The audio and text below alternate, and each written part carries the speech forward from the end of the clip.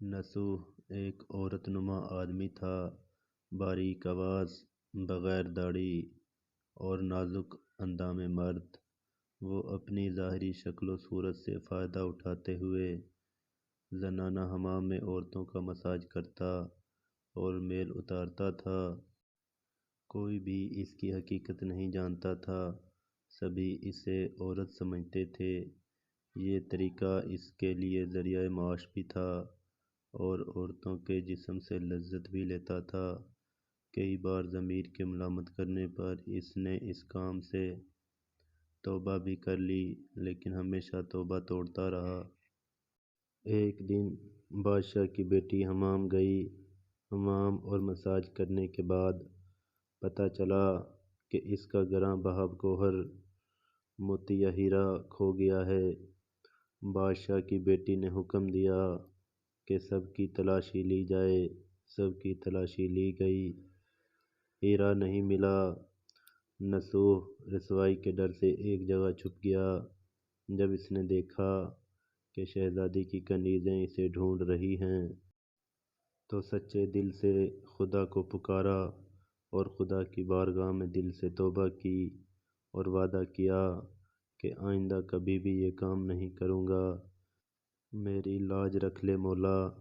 دعا مانگ ہی رہا تھا کہ اچانک باہر سے آواز سنائی دی کہ نصوح کو چھوڑ دو، ہیرا مل گیا ہے۔ نصوح نم آنکھوں سے شہزادی سے رخصت لے کر گھر آ گیا۔ نصوح نے قدرت کا کرشمہ دیکھ لیا تھا اور ہمیشہ ہمیشہ کے لیے اس کام سے توبہ کر لی۔ کئی دنوں سے حمام نہ جانے پر ایک دن شہزادی نے بلوا بھیجا کہ حمام آ کر میرا مساج کرے، لیکن نصوح نے بہانہ بنایا کہ میرے ہاتھ میں درد ہے، میں مساج نہیں کر سکتا ہوں۔ نصوح نے دیکھا کہ اس شہر میں رہنا اس کے لیے مناسب نہیں ہے۔ سبھی عورتیں اس کو چاہتی ہیں اور اس کے ہاتھ سے مساج لینا پسند کرتی ہیں۔ جتنا بھی غلط طریقے سے مال کمایا تھا سب غریبوں میں بانٹ دیا اور شہر سے نکل کر کئی میل دور ایک پہاڑی پر ڈیرا ڈال کر اللہ کی عبادت میں مشغول ہو گیا۔ ایک دن اس کی نظر ایک بھینس پر پڑی جو اس کے قریب گھاس چر رہی تھی۔ اس نے سوچا کہ یہ کسی چرواہے سے بھاگ کر یہاں آ گئی ہے۔ جب تک اس کا مالک نہ آ جائے تب تک میں اس کی دیکھ بھال کر لیتا ہوں۔ لہٰذا اس کی دیکھ بھال کرنے لگا۔ کچھ دن بعد ایک تجارتی قافلہ راستہ بھول کر ادھر آ گیا جو سارے پیاس کی شدت سے نڈھال تھے۔ انہوں نے نصوح سے پانی مانگا۔ نصوح نے سب کو بھینس کا دودھ پلایا اور سب کو سیراب کر دیا۔ قافلے والوں نے نصوح سے شہر جانے کا راستہ پوچھا۔ نصوح نے ان کو آسان اور نزدیکی راستہ دکھایا۔ نصوح کے اخلاق سے متاثر ہو کر تاجروں نے جاتے ہوئے اسے بہت سارا مال بطور تحفہ دیا۔ نصوح نے ان پیسوں سے وہاں ایک کنواں کھدوا دیا۔ آہستہ آہستہ وہاں لوگ بسنے لگے اور عمارتیں بننے لگیں۔ وہاں کے لوگ نصوح کو بڑی عزت اور احترام کی نگاہ سے دیکھتے تھے۔ رفتہ رفتہ نصوح کی نیکی کے چرچے بادشاہ تک جا پہنچے۔ بادشاہ کے دل میں نصوح سے ملنے کا اشتیاق پیدا ہوا۔ اس نے نصوح کو پیغام بھیجا کہ بادشاہ آپ سے ملنا چاہتے ہیں، مہربانی کر کے دربار تشریف لے آئیں۔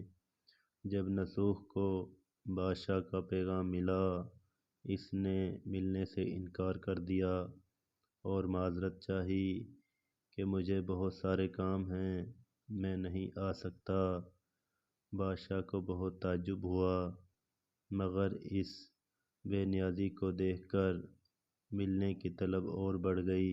بادشاہ نے کہا کہ اگر نصوح نہیں آ سکتے تو ہم خود اس کے پاس جائیں گے۔ جب بادشاہ نصوح کے علاقے میں داخل ہوا، خدا کی طرف سے ملک الموت کو حکم ہوا کہ بادشاہ کی روح قبض کر لے، چونکہ بادشاہ بطور عقیدت مند نصوح کو ملنے آ رہا تھا، اور رعایا بھی نصوح کی خوبیوں کی گرویدہ تھی۔ اس لیے نصوح کو بادشاہ کے تخت پر بٹھا دیا گیا۔ نصوح نے اپنے ملک میں عدل اور انصاف کا نظام قائم کیا۔ وہی شہزادی جسے عورت کا بھیس بدل کر ہاتھ لگاتے ہوئے بھی ڈرتا تھا، اس شہزادی نے نصوح سے شادی کر لی۔ ایک دن نصوح دربار میں بیٹھا لوگوں کی داد رسی کر رہا تھا کہ ایک شخص وارد ہوا اور کہنے لگے کہ کچھ سال پہلے میری بھینس گم ہو گئی تھی، بہت ڈھونڈا مگر نہیں ملی، برائے مہربانی میری مدد فرمائیں۔ نصوح نے کہا کہ تمہاری بھینس میرے پاس ہے، آج جو کچھ میرے پاس ہے وہ تمہاری بھینس کی وجہ سے ہے۔ نصوح نے حکم دیا کہ اس کے سارے مال اور دولت کا آدھا حصہ بھینس کے مالک کو دیا جائے۔